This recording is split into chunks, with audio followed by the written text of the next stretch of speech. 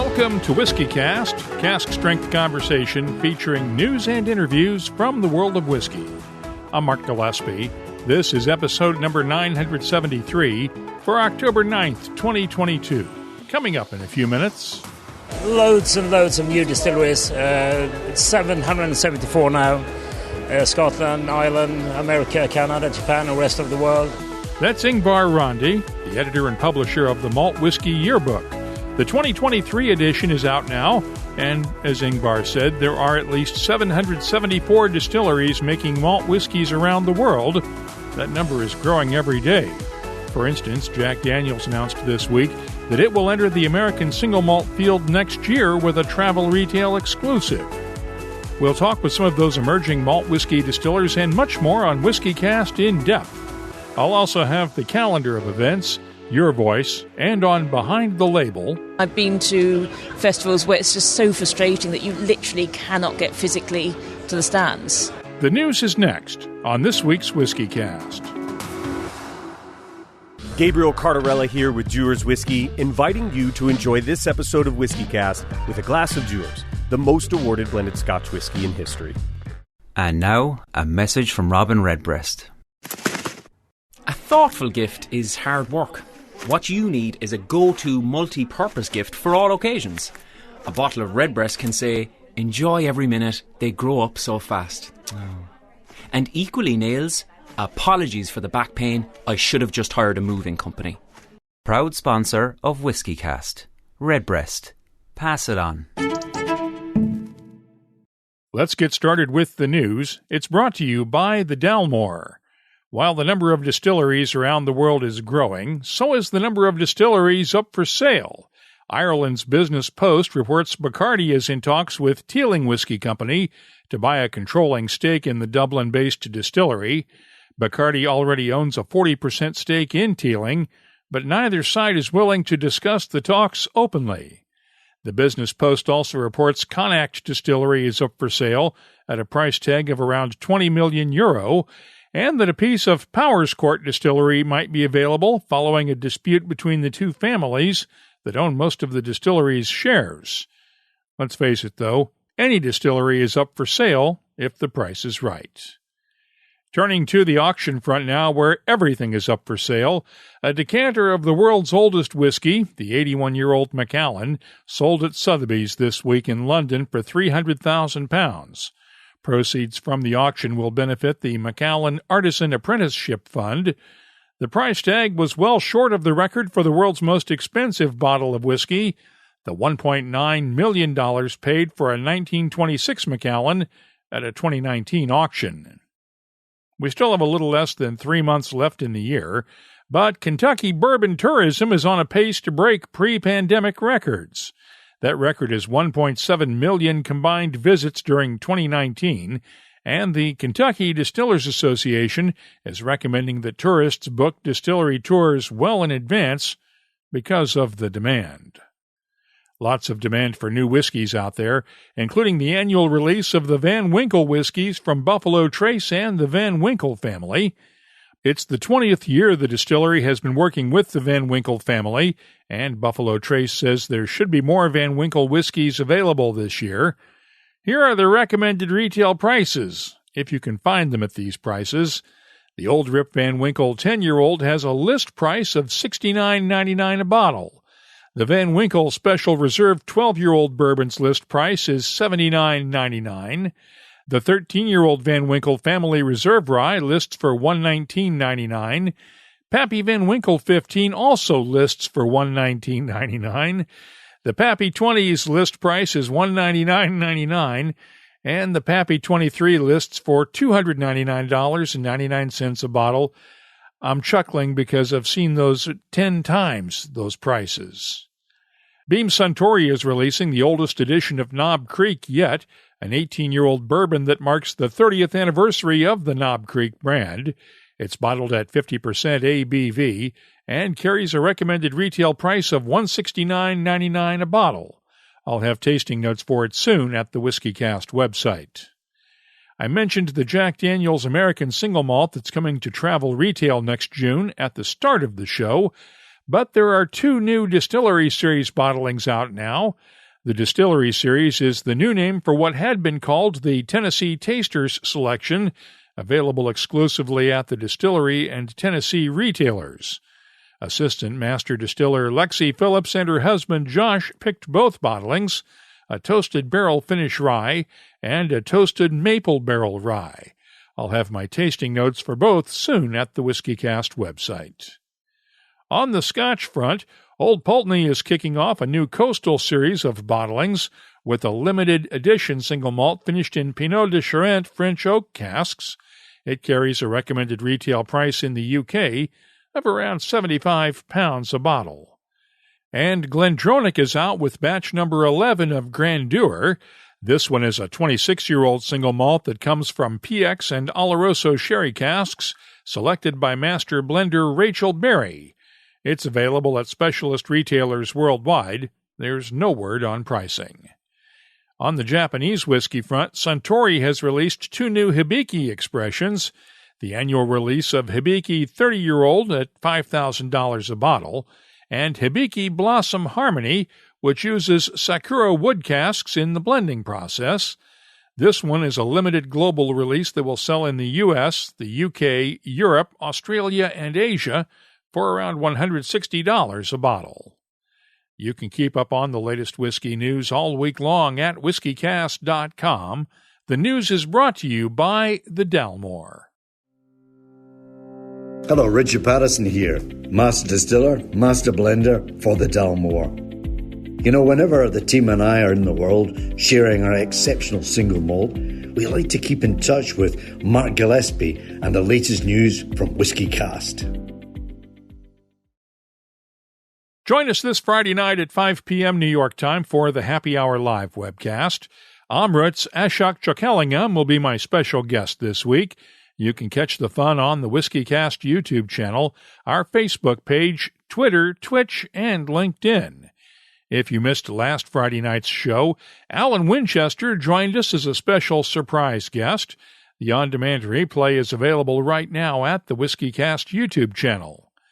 And by the way, we are looking for WhiskyCast listeners who'd like to help us test out a new project we're working on.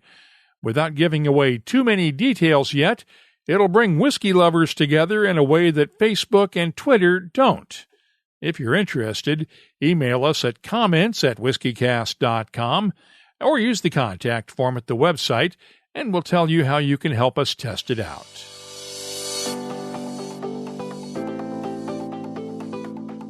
Time now for the WhiskyCast calendar of events brought to you by Catoctin Creek Distilling.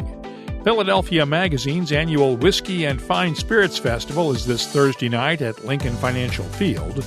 That same night is the Whiskey Guild's Whiskey and Tequila Classic Festival in Asbury Park, New Jersey. The final Whiskey on the Waterfront party of the year is this Saturday at Sagamore Spirit Distillery in Baltimore. Journeyman Distillery in Three Oaks, Michigan hosts its Barrel-Aged Brew Fest on Saturday as well. The Manchester Whiskey Festival is coming up on October 21st, and the Fraser History Museum in Louisville, Kentucky hosts Hopping into Shakespeare with Rabbit Hole on the 26th. Sounds interesting. Whiskey Fest San Francisco is on the 28th, and Whiskey Fest New York is on November 3rd. Finally, the Mozambique Wine and Whiskey Festival is November 3rd through the 5th in Maputo, Mozambique. If you're responsible for organizing a whiskey event, let us know about it. We'll add it to the searchable calendar at WhiskyCast.com. The calendar is brought to you by Catoctin Creek Distilling, makers of the Virginia Rye Whiskey.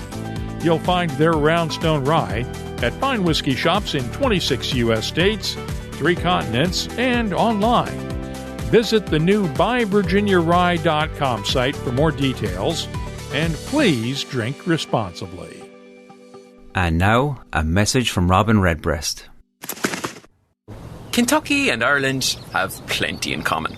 2 homes of horse racing. Bluegrass music is said to have Irish roots.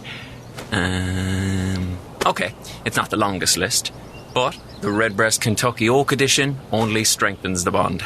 Finished in sustainably sourced Kentucky oak for a captivating nose and round taste. I see a triple crown in this thoroughbred's future. Proud sponsor of WhiskyCast.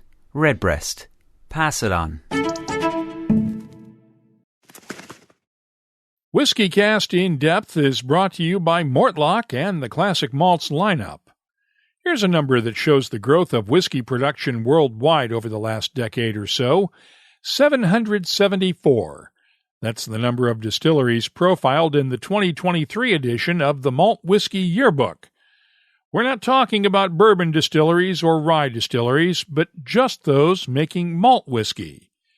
Malt Whisky Yearbook editor and publisher Ingvar Randi put it in perspective for me the other day in London. Well, first of all, it's the 18th yearbook, which I didn't anticipate in 2005 when I started doing it. Loads and loads of new distilleries, 774 now, Scotland, Ireland, America, Canada, Japan, and the rest of the world. Really great articles, I love them all, but I mean, Ian Wisniewski talking about toasting, roasting, and rejuvenating cask and how that impairs on the flavour, that's great. Chris Desiree talking about sustainability, which is, of course, utterly important, and a few other articles, 774 distilleries around the world. Did you ever think when you started back in 2005 would get to that number? No, Mark, I didn't. I went back to the first edition a few months ago, and I realized I think I had 5 or 6 from the USA, and I had a couple from Australia, so especially in these two countries, it's been absolutely incredible. That incredible growth has come largely from outside of Scotland. For instance, the number of English distilleries has grown so much that they now have their own trade group. Dhavall Gandhi is one of the pioneers of the English whiskey style, with his Whiskey Makers editions at the Lakes Distillery. So the new Whiskey Makers edition is known as Infinity, and I had inspiration to make it more intriguing, more seductive, and more mysterious. So this is a kind of sort of a playing field for me, the Whiskey Makers editions.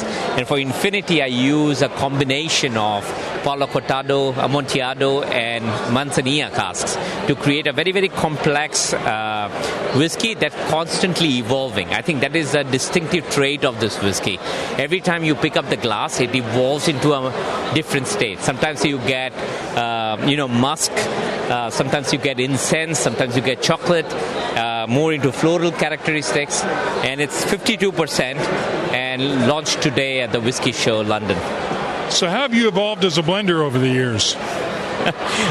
I'm still learning. I think there's a lot to learn. I think every time I make a new whiskey, I just realize how much I don't know about whiskey, and I think the evolution continues. I hope to better myself next time again. So.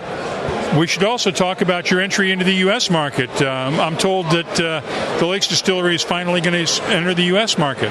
Yeah, so we will be entering the U.S. market with Whiskey Makers Reserve, which is our flagship whiskey. And initially we'll be launching in only a few states. We'll be in Michigan, we'll be in Florida, California, and New York.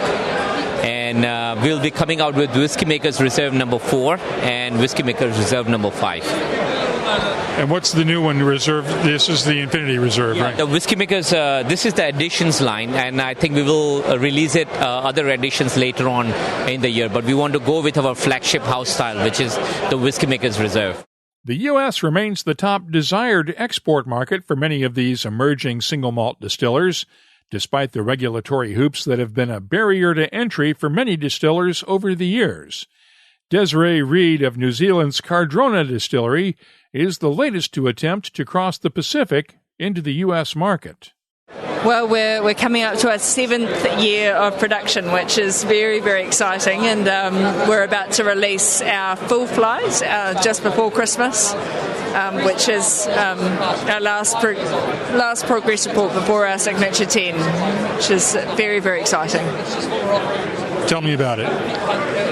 the whiskies are just getting thicker and more concentrated in flavour. We have a for American audiences, I'm trying to convert Celsius into Fahrenheit, but in Celsius we have a 50-degree swing in our winter temperatures to our summer temperatures, and so there's a lot of movement going on inside the barrels and inside the sherry butts, which is just adding more and more layers of flavour into our whiskies, which is fantastic. We're coming to the United States as well, which is very, very exciting. So we've just arrived into California, as in last week. The first shipment of whiskies arrived, so that's exciting for us too. And then global domination from there, right? Just great whiskey. Great whiskey is what it's about.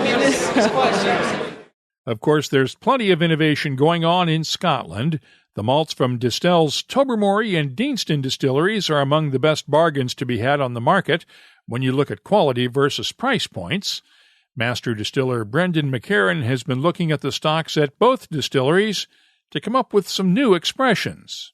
We've made our second permanent expression of Tobermory, which is a brand new Tobermory 21-year-old. So it's quite an unusual stable that we have. We only have two permanent expressions, Tobermory 12, which is pretty new as well, and Tobermory 21. I think we're quite excited about Tobermory, and the more we look at this distillery, the more we understand that classic unpeated Tobermory, it just takes time. You know, it's one of those ones where we're committed to age. 12 will be the youngest Tobermory you see. You won't see a non-aged Tobermory come out because age just makes it develop, and it's almost like the older it gets, the more precise and arguably the better it gets. So that's why at one point we thought about launching a permanent 18-year-old. That's a kind of, that's a mainstay of most great distilleries in Scotland, so that kind of made sense. But the more we sampled and the more I tasted, I was like, do you know what?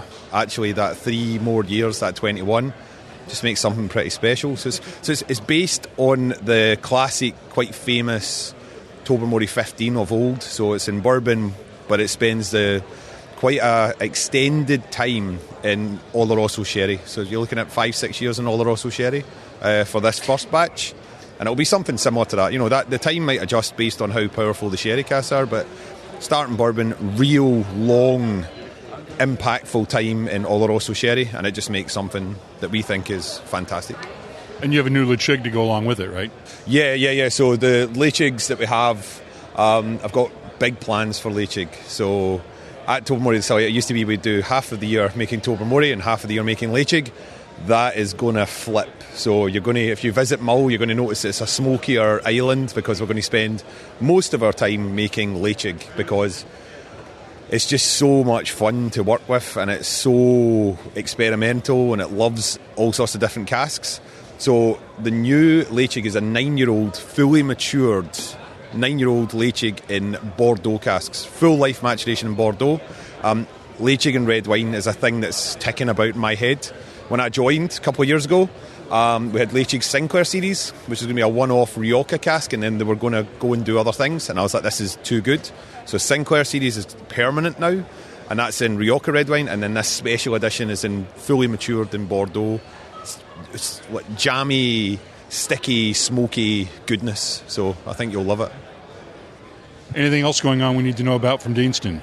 So yeah, for Deanston, these are the two, the big plans for me. The two whiskies that I've got the most plans for, the most excitement around are Leitchig and Deanston. It's just because there's some stock there, I can do some things with it, and we as a team have big plans. So Virgin Oak, I'm looking to do some innovations off of Virgin Oak, you know, play around with oak species maybe, or play around with strength. So that's not guaranteed, but it's something that's got a lot of my focus right now. We made the 18. I'm now looking at, can we do a 25? So need to do the kind of the dull, boring stuff that no one thinks about, which is just look at the stock. Is it sustainable? Is it repeatable? But if we can do that, I have tasted some unbelievable 25-year-old Deanstons. A little bit of sherry in there, a little bit of bourbon, but you still get that crazy, waxy goodness that is why people love Deanston. And then Julianne and my team and I always talk about this, but Deanston just loves almost every cask. It just works. It just invites in so many different flavours. So we're almost trying to channel our innovation rather than expand it, and be a bit more focused about it. But lots of things coming up for Deanston. The Fetter Cairn 18 from White & Mackay made its debut at the Whisky Show. It's another example of innovation as the first release in White & Mackay's Scottish Oak program. Whiskey maker Greg Glass inherited the Scottish Oak program when he joined the company several years ago, but he has embraced it to the point where he spent a day at the Whisky Show dressed in an oak tree costume to highlight the revival of Scottish oak forests and their use in whiskies. Scottish Oak program's been in development for between 10 and 15 years, on and off. So the goal is to share with the industry the flavour potential of Scottish Oak that's not for one company but for the whole industry. Yeah. By doing what? So what we're trying to do is build up a program of responsible sourcing, also building skills within coopering, including apprenticeships within the industry to make sure that there's a long-term goal and opportunity for the whisky industry as a whole. Yeah. What flavours does Scottish Oak add to a whisky? It's a multitude, akin to European oak. So European oak has a lot of different variables, including drying regimes, toasting types, etc. Scottish oak so far has been able to bring together unique flavours of patisserie, red fruits, dark fruits, spices, but it's almost we've got the opportunity to look at either mimicking European oak and French winemaking techniques, as well as what we can produce ourselves in Scotland. Yeah. And tell me what it does specifically with this Fetter Cairn 18. So for Fetter Cairn 18, it adds a richness. There's a lot of waxy body that comes from the Scottish oak itself, but also sort of chocolate croissant, in particular for Fetter Cairn. Fetter Cairn's got a unique tropical fruit characteristic, so the Scottish oak actually adds a dimension of ripe and overripe tropical fruits to the base characteristic that we have from our new make. Yeah. You'll find my tasting notes for the Fetter Cairn 18 in last week's episode and at WhiskyCast.com. And that's WhiskyCast In-Depth. It's brought to you by Mortlach, whiskey's best-kept secret. Hidden away for decades in some of the world's most famous Scotch whiskies, comes a single malt inspired by an original for a fortunate few. Discover the entire Mortlach lineup at malts.com. The What I'm Tasting This Week department is brought to you by Sagamore Spirit. With the NHL season getting underway this week, it seemed appropriate to taste the latest release from the Wayne Gretzky Distillery in Ontario. Number 99 Double Oaked is finished in recharred American oak barrels and bottled at 40% ABV. The nose has a toffee sweetness balanced by a hint of clove and touches of caramel, toasted oak, and vanilla. The taste is thick and complex, with notes of toffee, caramel, clove, cinnamon, vanilla, and a hint of smoke. The finish is long and sweet with just a touch of spice. I'm scoring Wayne Gretzky's number 99 Double Oaked a 92. Next up, the Samuel Maverick Private Reserve Bourbon from the Sam Maverick Distillery in San Antonio, Texas. This one is right around 4 years old and bottled at 45% ABV. The nose is earthy and spicy with pecans, baking spices, dark honey, peaches, red apples, and just a hint of dill. The taste is thick, oily, and spicy, with touches of black pepper, pecan pie, peaches, red apples, and honey.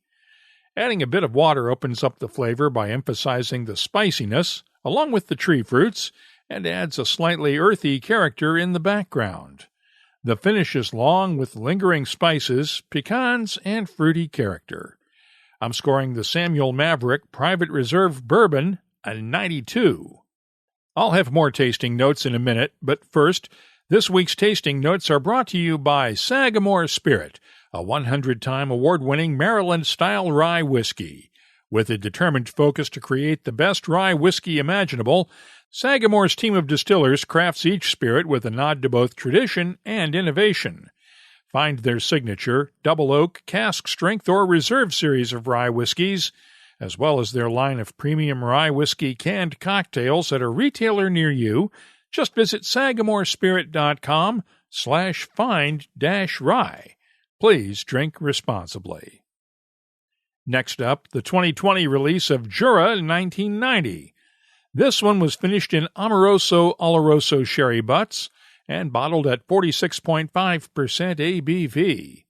The nose has touches of peaches, mango, almonds, and a hint of cinnamon bark.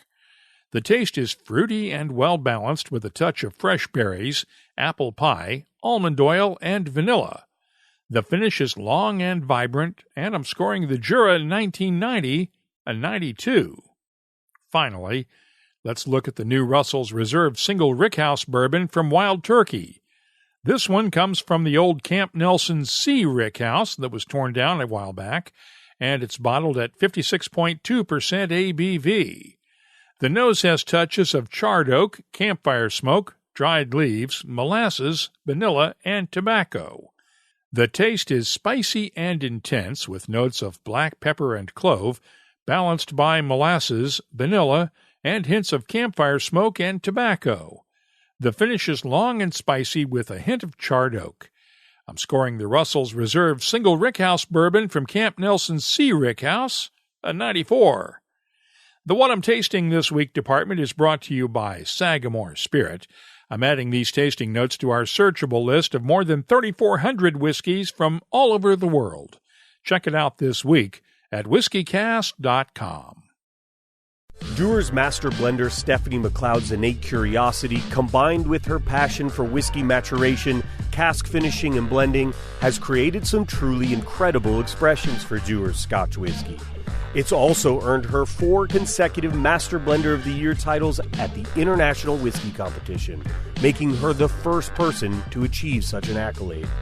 Her innovative spirit is the inspiration behind the ultra-premium Dewar's Double 32 Year, the highest-rated blended Scotch whiskey in the world with a score of 94.4.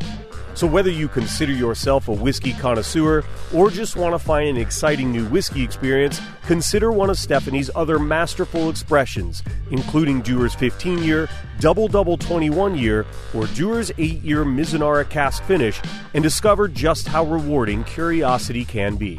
Enjoy responsibly. Time now for Your Voice, presented by Scarabus Islay Single Malt Scotch Whiskey. Heard from Aylin Wagner after last week's episode. The interview with Colin Dunn is great. Even moving towards the end, his energy radiates through. I have to admit, Colin Dunn has more energy than a lot of kids wired on sugary cereals. We also got this question from Mike W. Simpson. If a distillery was to release a whiskey at 12 years and 6 months old, would they call it a 12 or a 13-year-old, or do they only make a point to bottle on the year anniversaries? If so, is it that the distillery would turn their noses up at a 12-and-a-half-year-old whiskey? Well, generally, Mike, it would be called a 12-year-old, but what a lot of distilleries have done, and I'm talking about single cask bottlings here, is put the month and year of distillation and bottling on the label. For instance, a whiskey might be distilled in January of 2010 and bottled in July of this year. That way the consumer can figure it out for themselves. I hope that answers your question, Mike. And if you have a question, suggestion, or anything else you'd like to share with whiskey lovers around the world, you can always find me on social media. Look for WhiskyCast on Twitter, Facebook, or Instagram, or just email me. The address is comments@whiskycast.com. Your Voice is presented by Scarabus, the Islay Single Malt from Hunter Lang & Company that celebrates all of Islay's natural gifts in one bottle. Only those who seek shall find Scarabus. Start your search at hunterlang.com. Let's close out the show now with Behind the Label, our look at the history, science, and people who make whiskey unique. It's brought to you by Writer's Tears. Had the chance to talk with Fiona Shoup last Sunday at the Whiskey Show. She's a London-based radio presenter and drinks writer who also uses a wheelchair to get around. That poses an issue that more festival organizers and whiskey bar owners need to be aware of, providing equal access for those who need help getting around. How's the festival been for you so far? Absolutely fantastic. It's just been really friendly. There's some great drams and just being able to get around, talking to everyone, trying different things. Huge fun. Now, as a person who uses a wheelchair, have you found this to be an accessible show? Yes, which is such a relief because so many shows aren't. I can get onto the majority of the stands with no problems. There's an accessible toilet, there are lifts, it's well signposted, people know what they're doing. And it's just an absolute joy. But I would say for everyone else, including whiskey bars, think about people in wheelchairs, think about having something on your website. Are there accessible toilets? Can you get in? So that we know in advance, not having to call up every single time we want to go anywhere. And I've been to festivals where it's just so frustrating that you literally cannot get physically to the stands. Especially when they put the stand and they build it up 6 inches off the floor with nice wooden tiles and stuff like that? Exactly. They might want to be on a pedestal, but that means people like me can't actually get there to try their drams, their tots, their whatever that they're trying to sell. But even if it's just an inch, we still have to bounce up. So we need to make sure we've got room. I've hit a stand here already, and just trying to get round, people do need to think about. But this is a great venue. It's accessible, except when the marathon's on. So I've been here since 8:30 in the morning because I knew the street was going to be barricaded off. But fantastic being out, and I just hope everyone thinks, just have something on the website, put some signs up, let us know if we can get in. If we can't get in, you're missing out on money. What's been the best dram you've tried this weekend, getting back to whiskey? It's got to be the Bonavine 43 at the Elixir stand. Absolutely gorgeous. Oh, and under the counter, the Blair Athol on the Adelphi was just black and beautiful, just glorious. Fiona Shoup hosts the Cocktail Hour radio show, and we've posted a link to her coiffed blog in the show notes for this episode at whiskycast.com. If you have something you'd like us to look at on an upcoming episode, just use the contact form at whiskycast.com to get in touch with us. Behind the Label is brought to you by Writer's Tears. Writer's Tears Copperpot, an 18th century style of premium Irish whiskey, blended from single pot still and single malt. Like yourself, it's one of life's treasured rarities, and what's rare is wonderful. Writer's Tears Copperpot. That's all for this edition of WhiskyCast. You'll find links for the stories in this episode in our show notes at whiskycast.com. That's also where you'll find the latest news, my tasting notes, the calendar of events, the whiskey photo of the week, and, of course, a complete archive of all of our past episodes that goes all the way back to 2005. Get in touch with us on Twitter, Instagram, and Facebook at WhiskyCast. The email address, comments at whiskycast.com. And now, a message from Robin Redbreast. So, in Spain, they call Redbreast Petit Roco. It's me, but a touch more exotic. Kind of like a Redbreast PX edition. Finished in Pedro Jimenez casks, adding a velvety and decadent dimension. You know, I won't lie. A climate like this makes me wish I was a migratory bird. Proud sponsor of WhiskyCast. Redbreast. Pass it on. Well, folks, we're nearing the end of another great episode of WhiskyCast, which means you're probably craving some whiskey. Head on over to Dewar's.com or your local retailer to discover what makes Dewar's the most awarded blended Scotch whiskey in the world. WhiskyCast is a production of Cask Strength Media, copyright 2022, and comes to you from the charming, yet regrettably dry town of Haddonfield, New Jersey. I'm Mark Gillespie, reminding you that when you drink, please drink responsibly. Thanks for listening.